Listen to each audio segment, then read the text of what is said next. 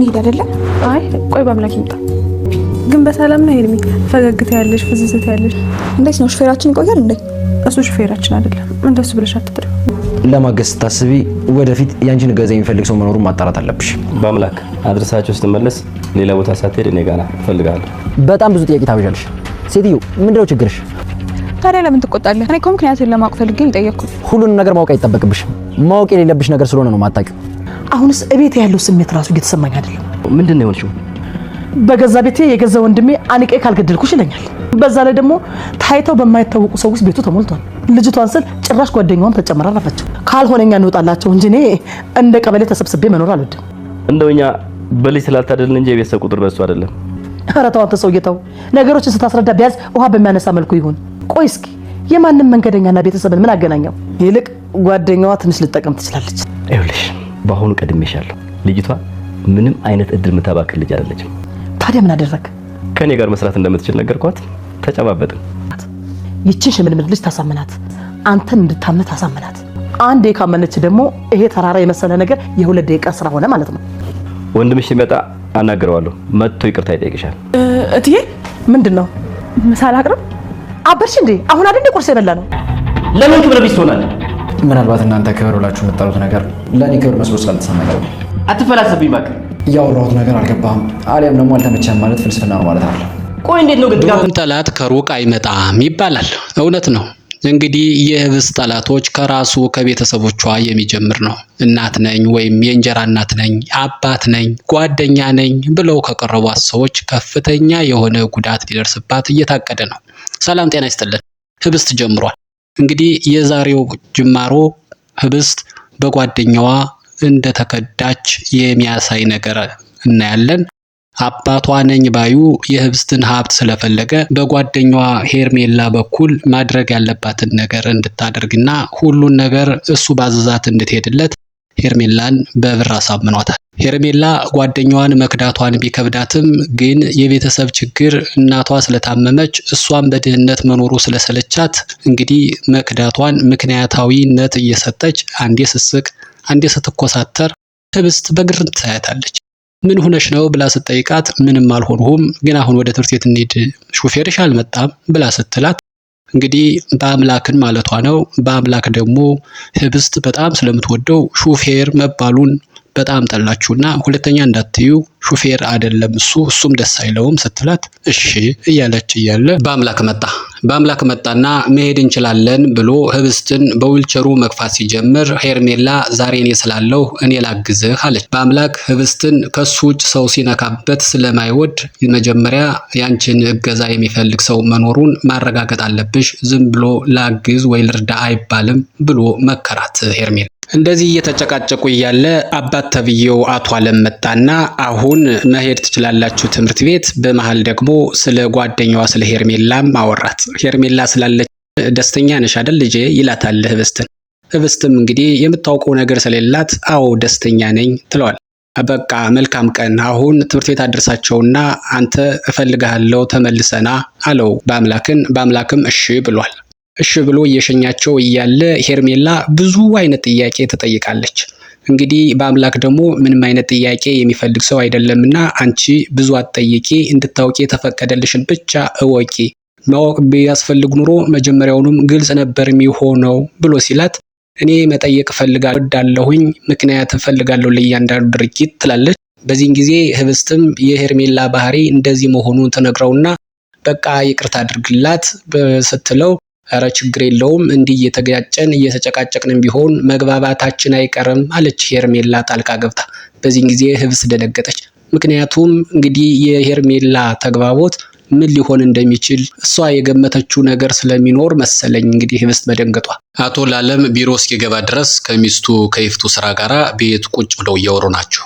ይፍቱ ስራ በጣም እየተበሳጨች እየተበከነከነች ነው። ምን ሆነሽ ነው ሲላት አንደኛ በገንዛ ቤቴ ወንድሜ አነቀኝ፣ ሁለተኛ መነሻቸውም መድረሻቸውም የት እንደሆነ የማላውቀው የመንገድ ዳር ሰዎች በዚህ ቤት ሞልተውታልና ቤቱ ቤቴ አልመስልህ እያለኝ ነው። አሁንስ እንዲያውም እኔ ልውጣና እነሱ ይኑሩበት መሰል እያለች ስታማረር አይ ይፍቱዬ ልጅ ቢኖረን እኮ እንደዚህ አይነት ስሜት አይሰማሽም ነበረ፣ ገና 2 ሰው ተጨመረ ብለሽ እንዴት እንደዚህ ትከፊያለሽ ይላታል። እሷም ይህንን ነገር ሲላት ብዙም ደስ አላላትምና ምን ያገናኘዋል? ይልቅ አሁን የመጣችዋ ልጅ ይህች ልጅ አንተን እንድታምን ልታግባባልህ ትችላለች፣ ተጠቀምባት ስትለው የውልሽ ቢንጎ ቀድሜሻለሁኝ፣ ይህች ልጅ ምንም አይነት እድል የምታባክን አይደለችም፣ ገና ሐሳቡን ሳነሳላት እሺ ብላ ተስማምተን መስራት ጀምረናል አላት።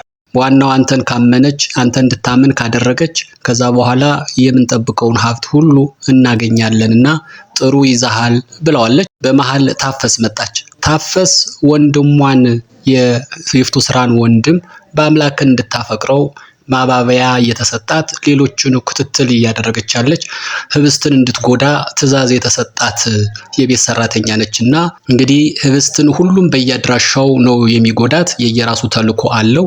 ይፍቱ ስራ በድብቅ ከታፈስ ጋር እየተነጋገረች ከምግቧ ጋራ መድኃኒት እየሰጠች እንድትደክም መንቀሳቀስ እንዳትችል ሽባ እንድትሆን ያደረገቻት እሷ ናትና አሁንም ይሄ ነገር እንዲቀጥልና እንዳትድን በውስጥ በድብቅ እየተከታተለች እያስደረገቻት ነውና መድኃኒቱ አልቋል ብላ ስትጠይቃት መድኃኒቱ ካለቀ አሁን ደግሞ ሌላም የተጨመረች ልጅ ስላለች እሷንም ተከታታያት ስትላት ታፈሱ ግን አሁን እየተማረረች ነው። በቃ አሁን እንኳን ሌላ ሴት ሄርሜላ ተጨምራ መጀመሪያ ህብስት ጋር ያለው ግንኙነት ራሱ የበአምላክ ግንኙነት እያናደዳት ስለነበረ ብዙ ደስ ያላት አትመስልም። ግን ታፈሱ አሁን ሌላ ተልዕኮ ተሰጥቷታል። ሄርሜላንም በድጋሚ ከህብስት ጋር እኩል እንድትከታተላት በይፍቱ ስራ ትዕዛዝ ተሰጥቷታል። በአምላክ እንግዲህ ትምህርት ቤት ካደረሳቸው በኋላ ከእህቱ ባል ከአቶ አለም ቢሮ መጥቷል። ለምን ፈለከኝ? ምን ፈለህ አለው። አቶ አለም ገና ልጁ እንደገባ ጮኸበት። አንተ ግን አልጠገፍ፣ እንዴት እንደዚህ ታደርጋለህ? እንዴት በባዳ ፊት እህትን ትደበድባታለህ? እንዴት እንደዚህ ታደርጋለህ ብሎ ሲለው አሁን አንተ እንዲህ ያበሳጨህ እህቴን መምታቴ ነው ወይስ በባዳ ፊት መሆኑ ነው እያለ ሲጠይቀው ሁለቱም በጣም የሚያበሳጭና ትክክል አይደለም፣ አሁንም ሄድና እህትህን ይቅርታ ጠይቃት አለው። በአምላክም መከራከር ስላልፈለገ እሺ ብሎ ወደ እህቱ ቢሮ ሄዷል። እህቱ ቢሮ ሄደና ልክ በተባለው መሰረት ይቅርታ ጠየቃት። ነገር ግን የውስጡን ስሜት አንድ ባንድ ግልጽ አድርጎ ነገራት። ላንቺ ያለኝ ጥላቻ ለማንም ሰው ኑሮኝ አያውቅም። ውስጤ በጥላቻ የተሞላ ነው። ግን ይቅርታ በላስ ስላለኝ ይቅርታ ብዬሻለሁ እያለ ሲላት የበለጠ ይፍቱ ስራ በጣም ተናደደች። እንዴት በቤቴ እንዴት ወንድሜ ሆነ እንዴት አዋርደኛለህ? እንዲህ ልትመታኝ አሰብክ? እያለችው ነው።